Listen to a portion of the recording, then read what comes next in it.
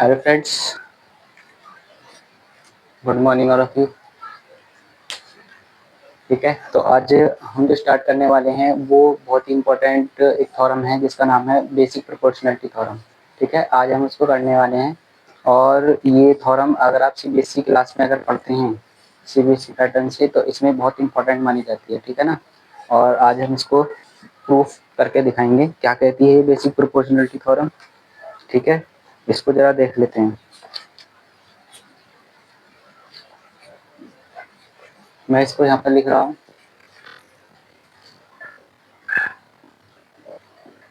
If a line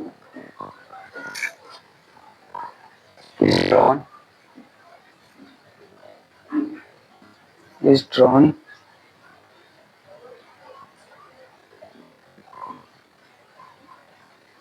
parallel to one side of a triangle to intersect the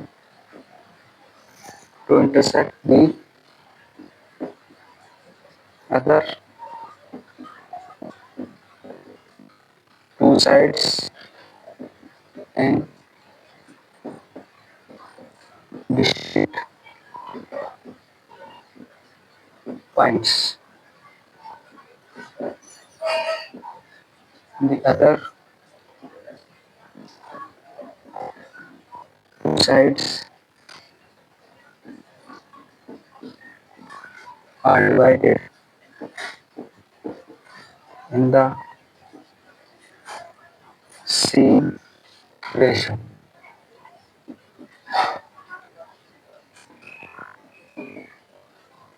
ये very important theorem है। Theorem का नाम है BPT theorem, basic proportionality theorem. ठीक है, basic proportionality theorem. ठीक है, अब हम इसको प्रूव करके देखेंगे। इसका मतलब क्या होता है, पहले इसका डायग्राम बना लेते हैं। ये कहते हैं कि मान लीजिए कोई ट्रायंगल दिया गया है आपके पास, ये इस तरीके से कोई एक ट्रायंगल दिया गया है। ठीक है फ्रेंड्स, जिसका नाम हम कह देते हैं ए बी सी। तो क्या कहता है, if a line is drawn parallel to one side. मान लीजिए कोई एक साइड है और इस तरीके से उसको पैरेलल ड्रॉ किया गया है, जिसका नाम हम कह देते हैं डी और ई। इसको पैरेलल ड्रॉ किया गया है इस साइड को बी सी साइड है, वन साइड। ठीक है, यहाँ तक कंप्लीट हो जाता है हमारा। If a line is drawn parallel to one side, मतलब one side of a triangle. भाई एक वन साइड हमने कंसीडर कर ली बीसी और इसके पैरेलल हमने एक साइड ड्रॉ की है और इस तरीके से to intersect the other two side, मतलब जिस साइड के आपने पैरेलल ड्रॉ की है और बाकी की जो अदर साइड हैं उनको इंटरसेक्ट करते हुए आपने एक लाइन ड्रॉ की है। ठीक है, लाइन ड्रॉ की है इस तरीके से। In distinct points the other two sides are divided in the same ratio, मतलब अदर जो ये जो साइड हैं इनका जो रेशियो होगा, मतलब AD अपॉन DB और AC AE अपॉन EC, इनका जो रेशियो होगा वो सेम होगा। क्या कहा है यहाँ पर, इसका रेशियो क्या होगा, सेम होगा। ठीक है, अब हम इसको प्रूव करेंगे। ठीक है ना, तो इसको हम प्रूव कर लेते हैं, इसको देख लेते हैं हम। तो पहले, ठीक है, आपको पहले इस पे गिवन लिखना होता है। फर्स्ट स्टेप किसका होता है, इसमें फर्स्ट स्टेप होता है आपको गिवन का। ठीक है, तो इसमें गिवन का स्टेप होता है। ठीक, तो इसमें गिवन का क्या है आपको, गिवन ट्रायंगल, एक ट्रायंगल ABC है, एक ट्रायंगल ABC है इन विच, जिसमें, अच्छा इसको प्रूफ करने के लिए हमें कुछ कंस्ट्रक्शन की जरूरत होती है। ठीक है, वो अभी बाद में चलो देख लेंगे कि given triangle ABC in which DE is parallel, DE is parallel to BC such that, इस तरीके से है, such that it intersect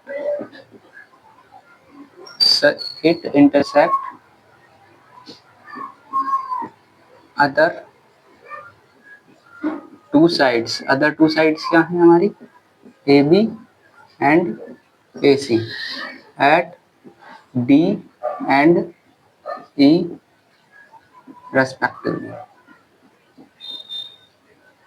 तो कभी भी अगर आपको इस तरीके से थ्योरम दे दी जाए कि और उसको प्रूफ करने के लिए कहा जाए, तो आपको पहला स्टेप जो होता है इसमें होता है फ्रेंड्स गिवन का। तो आपको वो सब लिख देना है जो कि हमारे यहाँ से जो निकल कर आया है, ठीक है। क्या आप प्रूफ करना चाहते हैं, नेक्स्ट स्टेप, जैसे फर्स्ट स्टेप हो गया गिवन का, सेकंड स्टेप होता है आपका प्रूफ का। क्या प्रूफ करना चाहते हैं आप, तो क्या प्रूफ करना चाहते हैं हम ये प्रूफ करना चाहते हैं कि यहाँ से AD अपॉन में DB का जो रेशो होगा वो इक्वल होगा AE अपॉन में EC, AE अपॉन में EC, ठीक है। ये हमें प्रूफ करना है, ठीक है। इसी को कहा जाता है बेसिक प्रोपोर्शनैलिटी थ्योरम। क्या कहती है थ्योरम, कि यदि आपने कोई एक साइड ड्रॉ की है किसी मतलब एक लाइन ड्रॉ की है किसी ट्रायंगल की वन साइड के, ठीक है, और इस तरीके से कि वो बाकी की अदर जो टू साइड्स हैं उनको इंटरसेक्ट कर रही है, ठीक है। तो ये जो रेशो जो आएगा निकल के यहाँ से, ठीक है, other two sides divided in the same ratio, ये जो सेम रेशो आपको दिखाई दे रहा होगा, ये जो रेशो होगा वो क्या होगा, सेम होगा। फ्रेंड्स आपको थर्ड स्टेप इसमें ये होता है कंस्ट्रक्शन का। ये स्टेप आपको तब लिखना होता है जब हमें प्रूफ करने के लिए कुछ एक्स्ट्रा नीड होती है। मतलब अगर हमें इस कंसेप्ट को, ये जो हमारा रिजल्ट आया है, अगर हमें इसको प्रूफ करना है तो हमें इसको कुछ कंस्ट्रक्शन की नीड होती है। कंस्ट्रक्शन मतलब जो हम अपनी साइड से इसमें ड्रॉ करेंगे, तो कैसे करेंगे आपको कुछ नहीं करना है, यहाँ से आपको एक परपेंडिकुलर ड्रॉ करना है, ठीक है। इस तरीके से आपको एक परपेंडिकुलर ड्रॉ करना है। परपेंडिकुलर के लिए आपने इसको सिंबल बना दिया इससे, और ये कहाँ पर इंटरसेक्ट कहाँ पर है, इसका नाम मान लीजिए हमने M कह दिया, और एक परपेंडिकुलर आपने यहाँ से ड्रॉ करना है इस तरीके से, ठीक है। और ये परपेंडिकुलर का सिंबल, इसका नाम हमने N कह दिया, ठीक है। यहाँ तक कोई डाउट नहीं होना चाहिए। मतलब आपको E पॉइंट से एक यहाँ पर कंसीडर करना है, एक पॉइंट इस परपेंडिकुलर, और एक आपको D पॉइंट से यहाँ से आपको AC पर, यहाँ पर आपको एक परपेंडिकुलर ड्रॉ करना है। यहाँ पर आपको कोई डाउट नहीं होना चाहिए। अब आपको क्या करना है, आपको ज्वाइन करना है। ज्वाइन क्या करना है, आपको ज्वाइन करना है B को E से और C को D से, ठीक है। और आपको दिखाई दे रहा होगा कि यहाँ पर एक कहीं ना कहीं एक ट्रायंगल बन जाएगा ऐसे, और एक आपको ऐसे एक ट्रायंगल बना दिखाई देगा। ध्यान से सब देखते रहिएगा इस फिगर को, ठीक है। तो कंस्ट्रक्शन के लिए हमने क्या किया है, ड्रॉ, आपने एक ड्रॉ किया, क्या किया है, ड्रॉ एक परपेंडिकुलर ड्रॉ किया है आपने, जिसका नाम है EM। किस पर ड्रॉ किया है आपने AB साइड पर ड्रॉ किया है, एंड आपने एक सेकंड एक परपेंडिकुलर ड्रॉ किया है, और किस साइड पर किया है, वो AC साइड पर किया है। यहाँ तक समझ में आया। आपने EM आपने परपेंडिकुलर, ये परपेंडिकुलर का सिंबल होता है यहाँ पर, EM परपेंडिकुलर ड्रॉ किया AB पर, किस पर, AB साइड पर, और यहाँ पर DN ड्रॉ किया है आपने AC पर, ठीक है। और आपने यहाँ पर एक और स्टेप क्या किया है, ज्वाइन। आपने ज्वाइन किया B को E से एंड C को D से, ठीक है। इसके बाद आता है आपका फोर्थ स्टेप प्रूफ का, ठीक है फ्रेंड्स। अब इसमें क्या आता है, इसमें कुछ नहीं। अच्छा देखिए, आपको दिखाई दे रहा होगा, अगर हम ऊपर वाले ट्रायंगल का एरिया कंसीडर करें, जिसमें बेस क्या लें हम, AD को बेस लें, और परपेंडिकुलर आपका हाइट का कंसीडर करेगी। आपने पिछली क्लासों में पढ़ा होगा, 6 या 7th में ही आपने स्टार्टिंग हो जाती है कि जो एरिया ऑफ ट्रायंगल होता है वो क्या होता है आपका 1/2 बेस इंटू हाइट, ठीक है। मतलब अगर हम यहाँ पर कहीं लिख दें, ठीक है, चलो कोई नहीं, हम यहीं पर धीरे धीरे वी नो, हम जानते हैं क्या, कि ऑफ एरिया ऑफ ट्रायंगल क्या होता है 1/2 बेस इंटू हाइट। ये आपने फॉर्मूला पढ़ा होगा, ठीक है, बचपन में ही पढ़ गया होगा 6th या 7th क्लास में, ठीक है ना। अब देखिए, अब आपको देखिए इसकी शॉर्ट फॉर्म होती है, एरिया को हम ये भी लिख देते हैं, ठीक है। देयरफॉर एरिया को ए आर से रिप्रेजेंट कर दिया जाता है, ट्रायंगल का सिंबल ये हो गया, और ए डी ई ट्रायंगल का एरिया क्या हुआ 1/2। बेस क्या कंसीडर करेंगे हम इसके लिए एडी बेस कंसीडर करेंगे, और इसमें हाइट क्या कंसीडर होगी, इसमें हाइट कंसीडर होगी ई एन। यहाँ तो कोई डाउट नहीं होना चाहिए, ठीक है। ये इक्वेशन हमारी फर्स्ट आ जाएगी। अब एरिया ऑफ ट्रायंगल, ठीक है। अब हमें एरिया ऑफ ट्रायंगल चाहिए B D E, area of triangle B D E. इसका एरिया ऑफ ट्रायंगल कैसे आएगा 1/2, फॉर्मूला वही रहेगा। इसका बेस क्या लिया जाएगा, इसका बेस लिया जाएगा friends B D.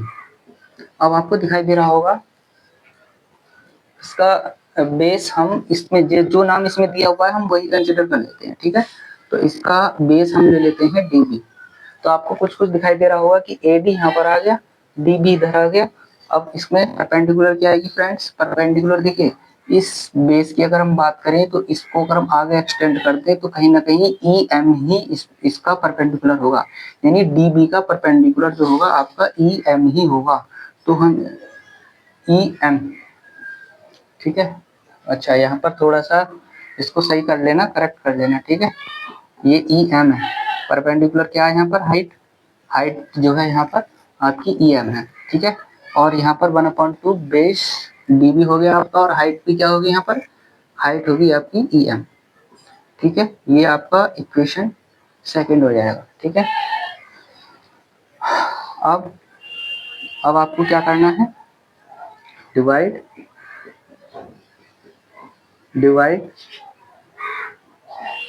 First and second, ठीक है ना।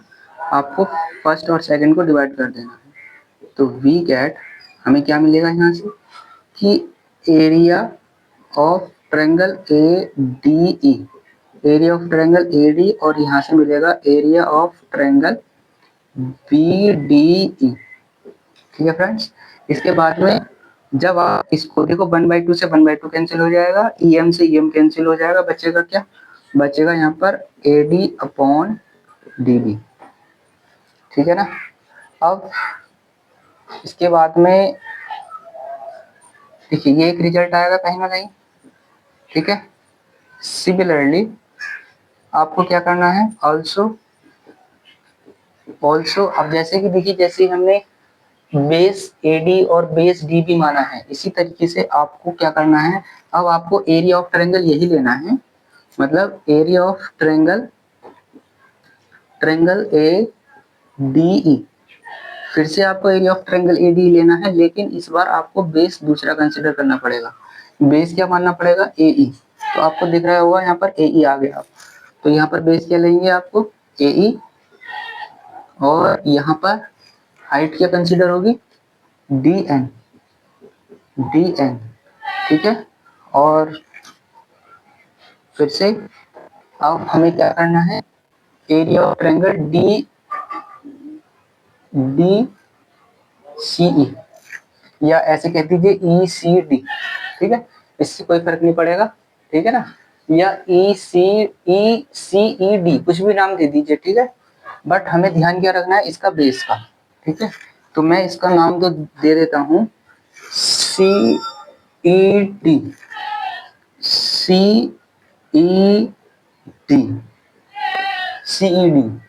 ठीक है। तो एरिया ऑफ ट्रायंगल सीईडी, आप इसको डी ई सी भी कह सकते हैं या ई सी डी भी कह सकते हैं, इससे कोई फर्क नहीं पड़ेगा, ठीक है, क्योंकि बस नाम दिया गया है, ठीक है। अब क्या आएगा यहाँ पर 1/2 बेस क्या आएगा यहाँ पर, तो बेस आपको क्या लेना है, अच्छा बेस इस वाले ट्रायंगल की बात हो रही है सीईडी ट्रायंगल की अगर बात हो रही है तो बेस कंसिडर किया जाएगा यहाँ पर ईसी। तो बेस क्या कंसिडर किया जाएगा ईसी, आप देख सकते हैं यहाँ पर ईसी आ गया। अब इसका हाइट क्या वर्क करेगी, हाइट जो है इस पर वो यही वर्क करेगी, क्योंकि सी ई को जब हम आगे एक्सटेंड करेंगे तो इस पर जो परपेंडिकुलर ड्रॉ होगा वो कहीं ना कहीं डी एन ही आएगा। तो यहाँ पर डी एन, ठीक है। ये आपकी इक्वेशन 4, ये इक्वेशन 5, ठीक है। फिर से वही डिवाइड करना है आपको फर्स्ट एंड ओ डिवाइड करना है आपको 4 एंड 5 को।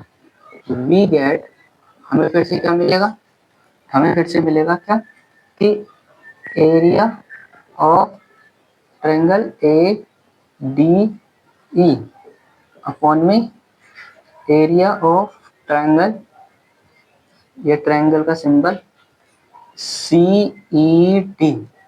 यहाँ से क्या मिला, 1/2 से 1/2 कैंसिल हो जाएगा, ए ई से ई, ये डी एन से डी एन कैंसिल हो जाएगा। यहाँ पर जो मिलेगा फ्रेंड्स, हमें मिलेगा ए ई अपॉन में ई सी, ठीक है। ये इक्वेशन हो गई हमारी 6th इक्वेशन, ठीक है।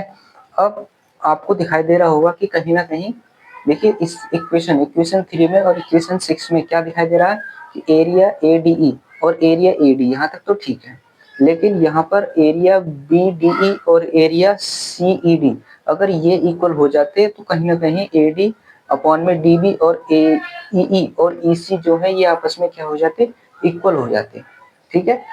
तो कोई बात नहीं, अभी इसको नोट करिएगा, ठीक है।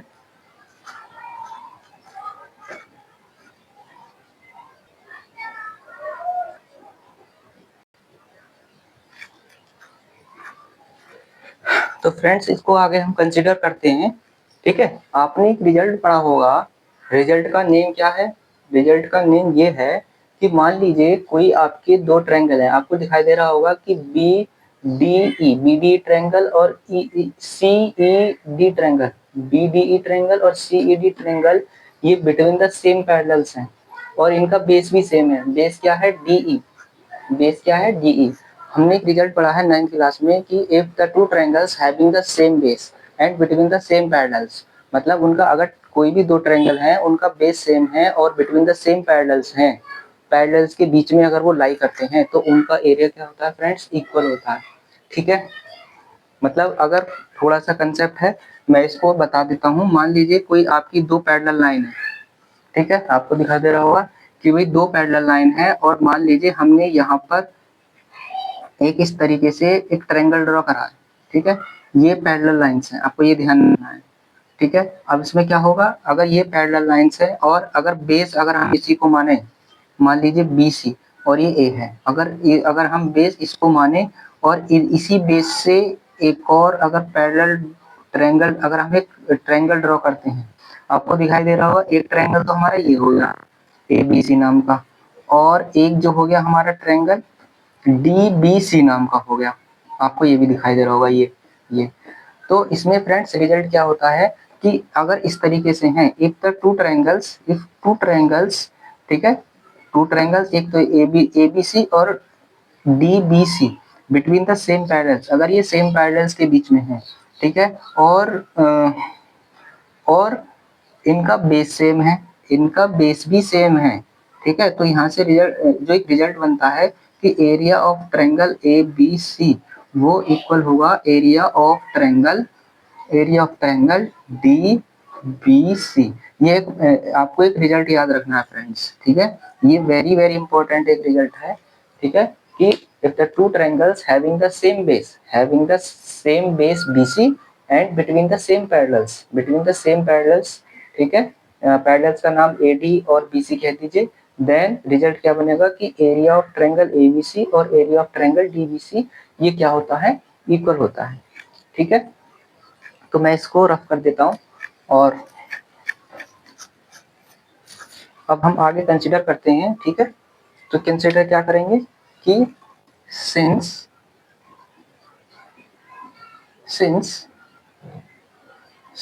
Triangle BDE triangle and triangle CEB having the same having the same base DE। Base क्या है फ्रेंड्स यहाँ पर DE, क्योंकि आपको दिखाई दे रहा होगा इस वाले ट्रायंगल में भी क्या कॉमन है DE, और इस वाले ट्रायंगल में भी क्या कॉमन है DE। Having the same base DE and having the same base DE and lies between the same parallels का नेम क्या है DE एंड BC। पैरेलल्स का नेम क्या है DE और BC, ठीक है। Since triangle having the same base and lies between the same parallels, then equal in area, that is, अर्थात यहाँ से क्या रिजल्ट बना कि जो एरिया है ट्रायंगल BDE इक्वल होगा एरिया ऑफ ट्रायंगल CEB। ये एक हमारा इक्वेशन नंबर 7, ठीक है। तो यहाँ से क्या आया आपका निकल के कि भाई एरिया मतलब अगर हम देखें इक्वेशन फ्रॉम इक्वेशन 3, 6 और 7, भाई एरिया ADE एरिया ADC तो एरिया ADE कैंसिल हो गया, मतलब इसके बराबर हो गया। अब एरिया BDE और एरिया ECD हमने यहाँ से इक्वल दिखा दिया, इनको भी इक्वल दिखा दिया। इनका मतलब इनकी जो LHS साइड है वो क्या है इक्वल है। अगर LHS साइड अगर इक्वल है तो इसका मतलब है उनकी RHS साइड भी इक्वल होगी, ठीक है। तो हम यहाँ से लिखेंगे from equation 3, 6 and 7 we get, हमें क्या मिला फ्रेंड्स यहाँ से कि AD अपॉन DB इक्वल होगा AE अपॉन EC, ठीक है।